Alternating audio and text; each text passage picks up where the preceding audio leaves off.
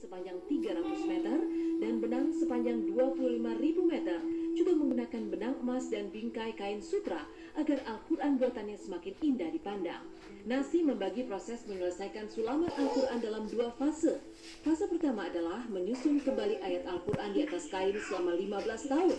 Fase kedua yaitu proses menyulam yang sesungguhnya membutuhkan waktu selama 17 tahun. Nasi memulai proyeknya pada Agustus 1987 dan menyelesaikannya pada Januari 2018. Al-Quran tersebut bisa dilihat di pusat pameran Al-Quran di dekat Masjid Nabawi di Arab Saudi dan memancing decak kagum para pengunjung pameran.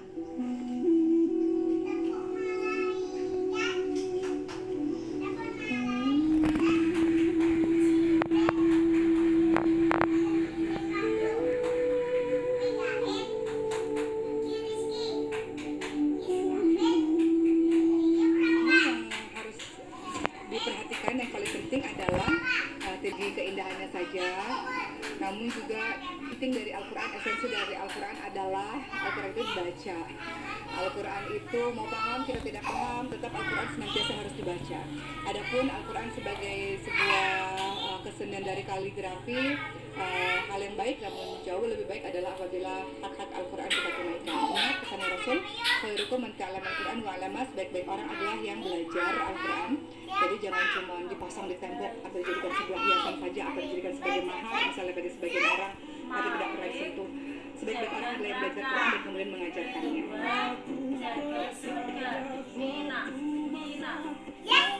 Melangkah ke tanah air, terdapat Al-Quran terberat di tanah air yang tersimpan di kota Palembang.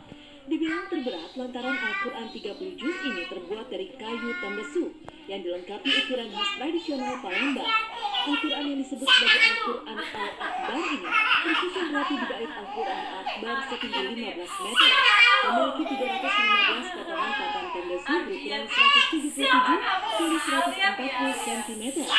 Al-Quran ini memiliki 630 halaman, dilengkapi dengan tajwid dan doa khatam bagi pemula.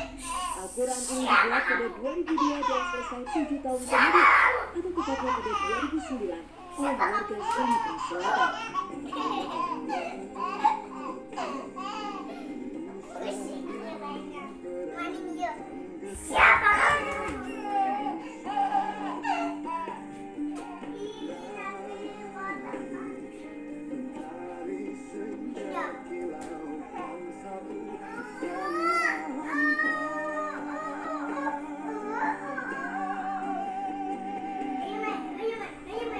Dibuat menggunakan kayu tembesu. Tembesu ya. Ya, benar. Terbuat dari tembesu. Al-Quran ini sudah kita buat 30 juz. Kurang lebih 30 juz sudah dibuat, jadi baru dipasang 15 juz. Ya.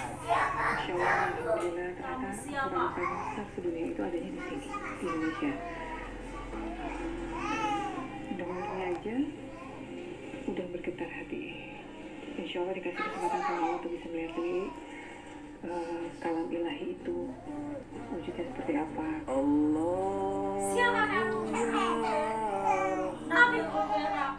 Sementara dari timur Jawa, tepatnya di Masjid Agung Baitur Rahman Banyuwangi, ada Al-Quran yang juga berukuran sangat besar yang memiliki panjang dan lebar mencapai 2 x 1,5 meter, seberat 4 kuintal lebih. Di tengah pandemi corona, tradisi tadarus atau membaca Al-Quran raksasa di Masjid Agung Baitur Rahman Banyuwangi setiap bulan Ramadan masih terus dilakukan. Setiap malam, para jemaah berjumlah 6-7 orang mampu menyelesaikan bacaan Al-Quran raksasa ini sebanyak 3 juz. Karena ukurannya yang super besar, untuk membuka lembaran Al-Quran ini dibutuhkan setidaknya 2 orang petugas khusus untuk membuka Al-Quran.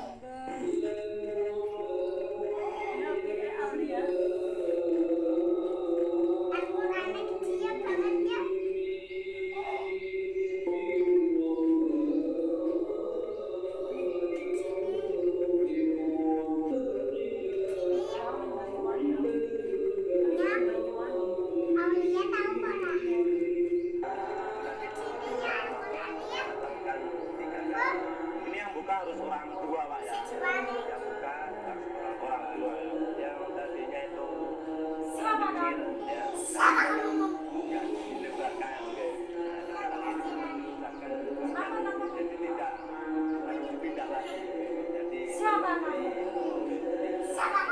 adanya Quran terbesar di dunia ini tuh menjadikan kita selalu ingat untuk membaca Al-Quran, apalagi di saat momen-momen bulan Ramadan seperti ini yang khususnya kita diharuskan untuk mempertebal rasa keimanan kita, rasa ketakwaan kita dengan membaca tadarus, membaca Al-Quran.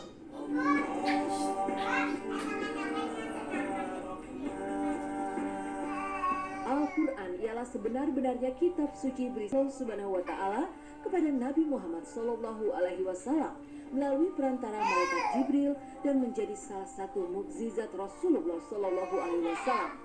Dan sejak diturunkan hingga detik ini, Al-Quran tetap terjamin keaslian isinya karena Allah Subhanahu wa Ta'ala sendiri yang memeliharanya. Sebagaimana firman Allah dalam Al-Quran surah Al-Hijr ayat 9.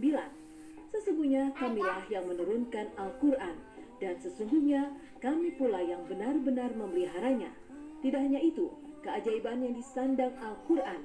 Ya, walaupun dicetak secara massal, namun ketika ada yang salah walau satu huruf dalam Al-Quran, kesalahan itu pun pasti akan ketahuan.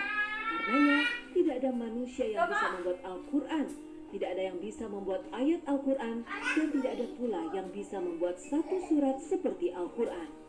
Bismillahirrahmanirrahim. Alhamdulillah Al-Quran ini terjaga orisinalitasnya dari mulai waktu turun kepada Nabi besar Muhammad SAW sampai hari ini dan hingga akhir zaman.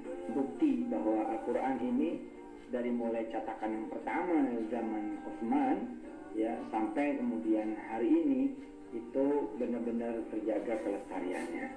Dan umat Islam di seluruh dunia berlomba-lomba membuat Al-Quran dari zaman ke zaman yang menjadi ciri khas dari cara menulisnya, cara penulisannya, maupun bentuk serta karakternya. Tapi tetap tidak mengubah kemudian keaslian dari bacaan Quran itu sendiri.